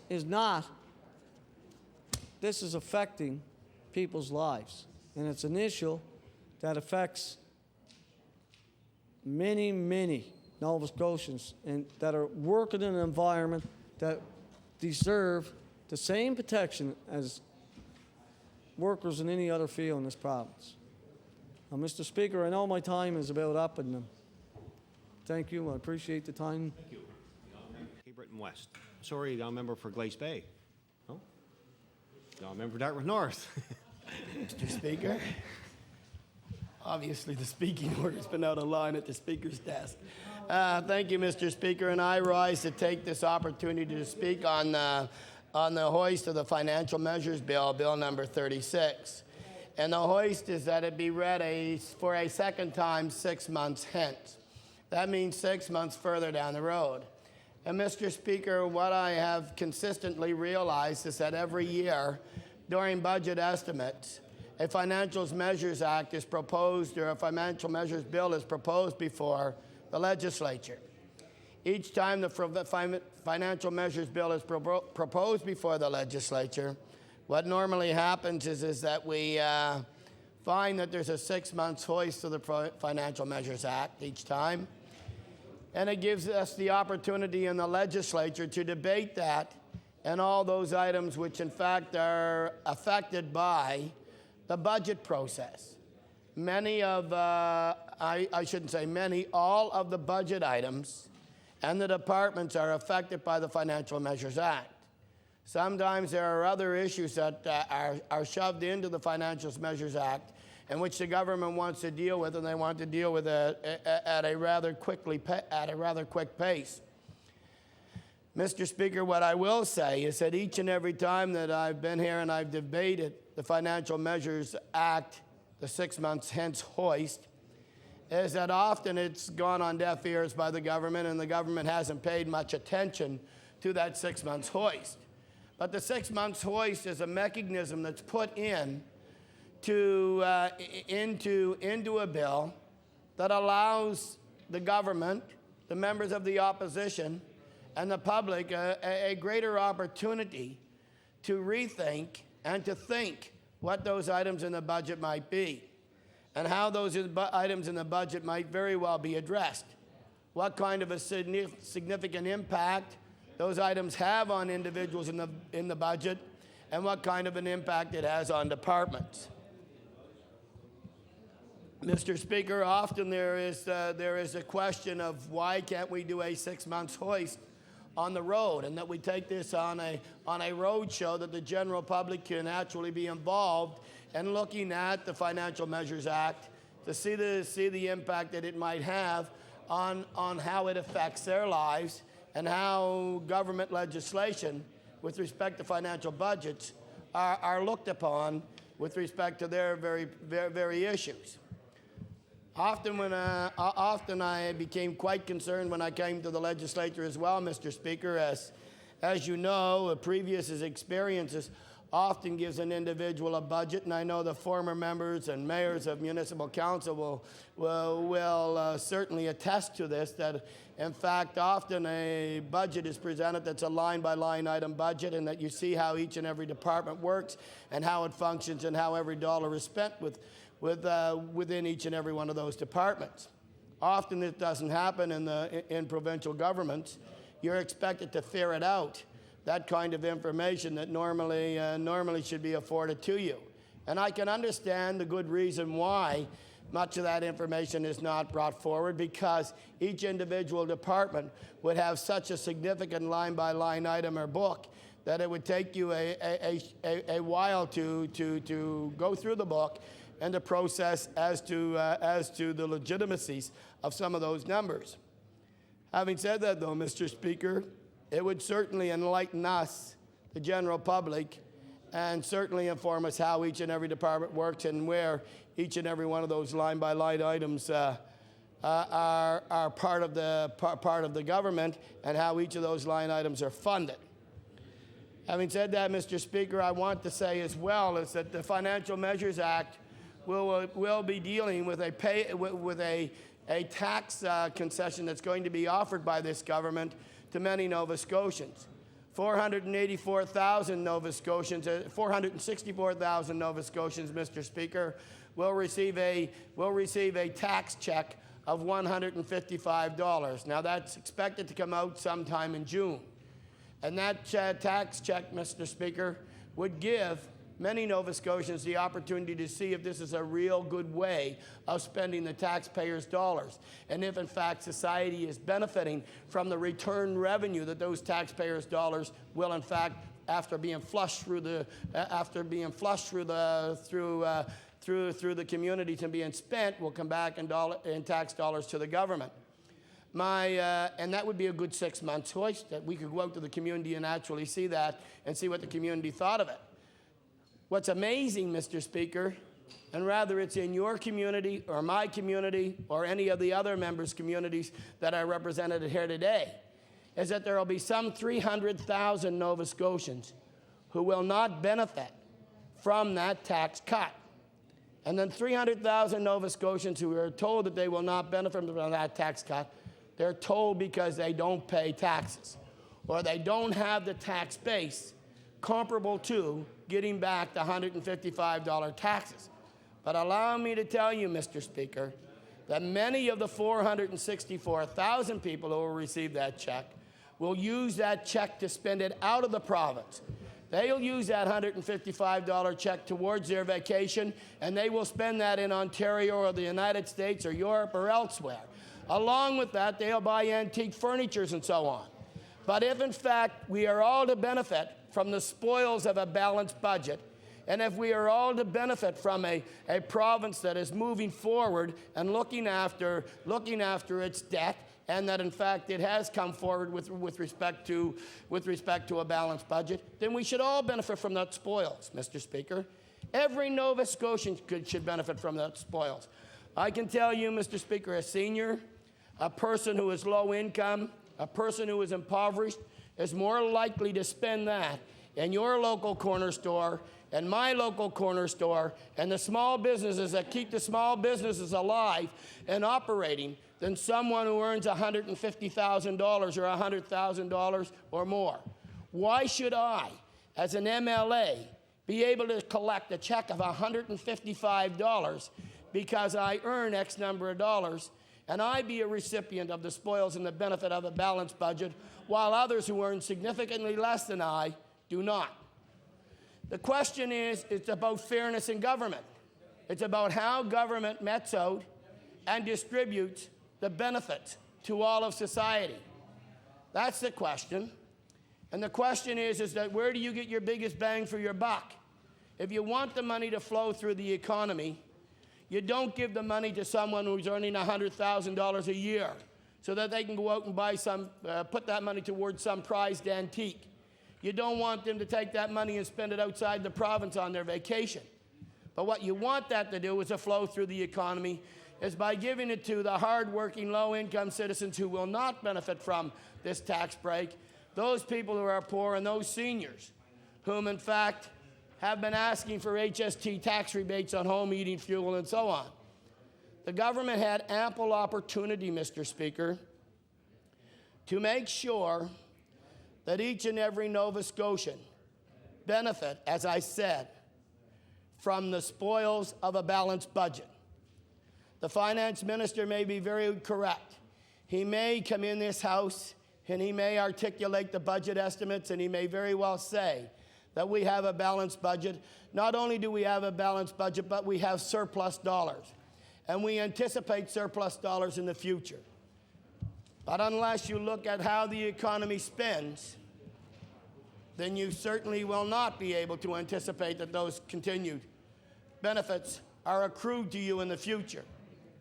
Mr. Speaker, one thing that's always been a fact is that, in fact, and there were many opportunities for this government, not only to look at the individuals who would spend the economy and make the economy flow by making sure that those tax dollars went into their pocket, but also how best this government could utilize that revenue that it has boasted about in surpluses to a better use that would benefit the society as a whole. Now, I'm not saying that individuals shouldn't receive a tax break, particularly those hardworking Nova Scotians, particularly those individuals who rightly deserve to have a tax break, and there are many who do. But remember that every time you take money out of the public purse, someone pays. Government reduces the level of services and programs to its society. And as a result of the reduced level of services and programs to its society, it comes back onto you and I as our ability to pay, and our ability to pay for those services and programs. Not all tax cuts are beneficial. Mr. Speaker, there are many places in North America now that are experiencing a result of tax cut. Municipal governments and provincial governments who have witnessed, particularly on the municipal government side, if I can say this, Mr. Speaker, is that they have witnessed, as a result of reduced personal property tax rates and so on, that they've reduced a reduced level of services and programs. Recreations, we have seen recreation programs diminish. We have seen community centers having to go out and raise extra dollars for themselves in order to keep the community centers operational. Fundraisers. And when we move that up further into provincial government, Mr. Speaker, we see the provincial government causing the advocacy groups and agencies and organizations which are funded by the provincial government in turn to go out there and to generate additional dollars. And Mr. Speaker, they must generate those additional dollars through fundraising ventures. And the fundraising ventures that each and every one of those organizations out there, as a result of reductions of funding to the government, and as a result of a reduction of revenue coming into the public purse, what happens, it becomes a saturated market. And the saturated market, Mr. Speaker, causes everyone to be in the same boat.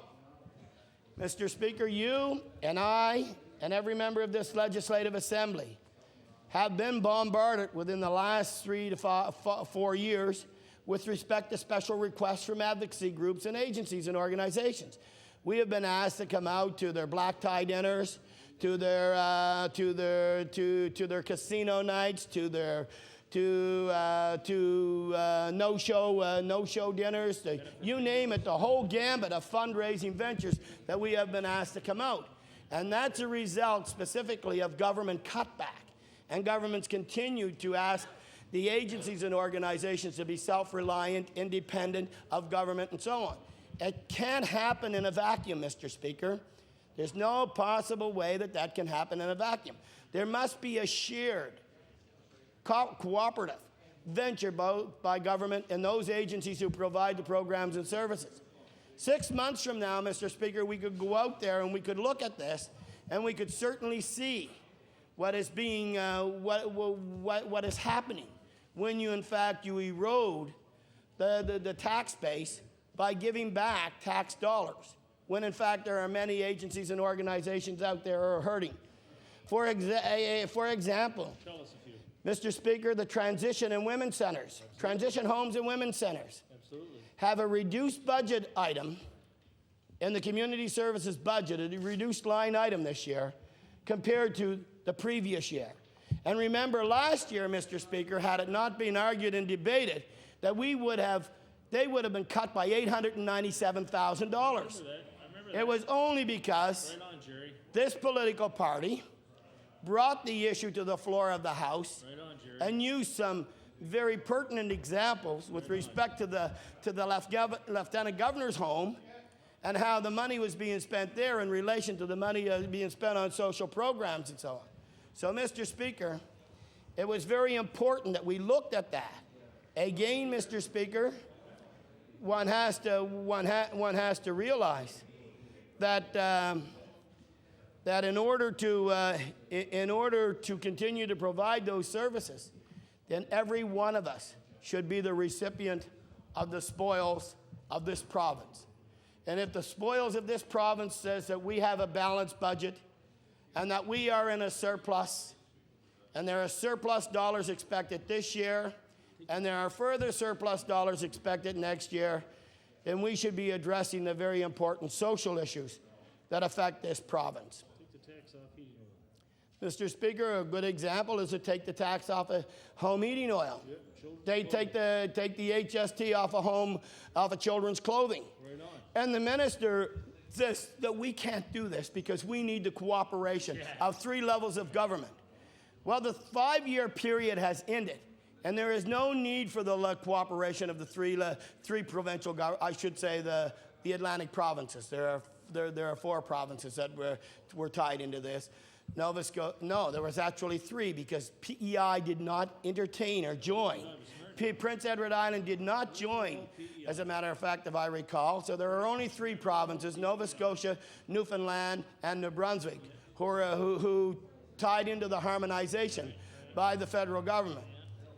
The 5-year period is now over, and the government has within its power to suggest those particular changes with respect to the HST, on clothing, on home heating, particularly where it affects those individuals who pay the most, and those are the people who are impoverished. Mr. Speaker, when we look at the Financial Measures Act, and we talk about moving this 6 months hoist, and I know that this will probably not happen. I've been here for 5 years, and each and every year of these budget estimates, up comes the Financial Measures Act. It's a bill. It might be Bill 36 this year, but it might have been Bill 72 or Bill 20 or whatever the previous year, depending on the ratio of bills, but nonetheless, it's here. And Mr. Speaker, often we will go through this ritual of spending an hour debating on the 6 months hoist of this Financial Measures Act. And in the end, the government will have the ultimate power, as it usually does, to bring in the members and by majority vote down the 6 months hoist vote. So the public out there won't get an opportunity to review the budget 6 months. The public won't get an opportunity to be a participant in this because they never are. It's not a traveling road show. It doesn't go out into the community. It doesn't go out there so the public can provide input to this government. Something that I think might be a smart move. And you can be rest assured, Mr. Speaker, that this year in particular it won't move anywhere because it's an election year.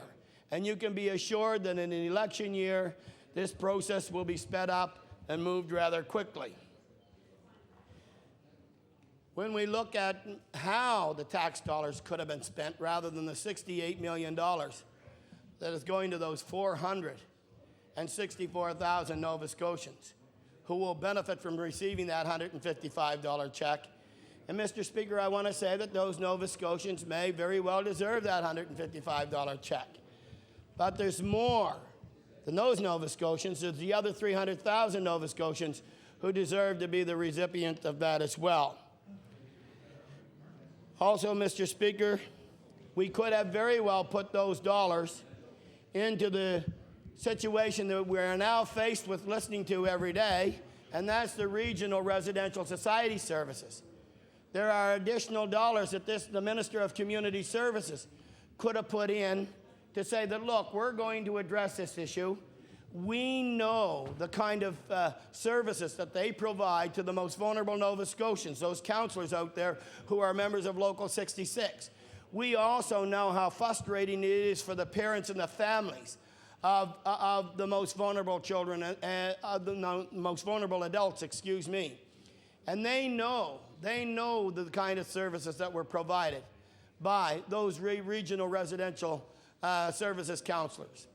They know the RRSS counselors, and I'll use that as an acronym from now on, Mr. Speaker, because it's much simpler to use, and I think that those people listening and the viewers certainly know the RRSS stands for the Regional Residential Society Services. So I will use the acronym from now on. And I must say that, Mr. Speaker, the family members, the RRSS, the board of directors of the RRSS, all are in agreement that there needs to be a settlement of this issue. There's no question about that. The board says that it can't move, that its hands are tied, and that it is a responsibility of the government. The government says that it can't move, that it is not the manager, and therefore is unable to make any movement. What the minister needs to know, Mr. Speaker, is that the minister has the ultimate power. It is not the first time that the government, and this government here in particular, has requested binding arbitration. And that if binding arbitration is requested by the family members, it's requested by the Union Local 66 of our RSS, and it's requested by the board or supported by the board, then the minister should step in, and he should certainly seek consultation from the Minister of Environment and Labor with respect to this very important issue. He could do that over the next and Mr. Speaker, he doesn't have to do that over the next 6 months. Although this bill says that we can debate that 6 months hence, the minister can address that issue immediately. The minister can do that now. And the Minister of Community Services, Mr. Speaker, has that within his power. He does. He has the grasp. He holds the purse strings. Mr. Speaker, he might even hold the purse, but he holds the purse strings as well, you know. And he's gay. Mr. Speaker, the important thing is that the seriousness of this issue Deal with it. needs to be dealt with, and it needs to be dealt with. It needs to be dealt with immediately. You get it. How those most vulnerable Nova Scotians perceive this government is significantly important. And I would say to the minister that he should show some compassion, show some leadership, demonstrate his concern for this very important issue, and get on the phone tonight or tomorrow as quickly as possible and get them back to the table. Because, Mr. Speaker, whether you like this or not, this is a budget item. And when we debate the Financial Measures Act here, Mr. Speaker, we debate every single item within the budget, and then some.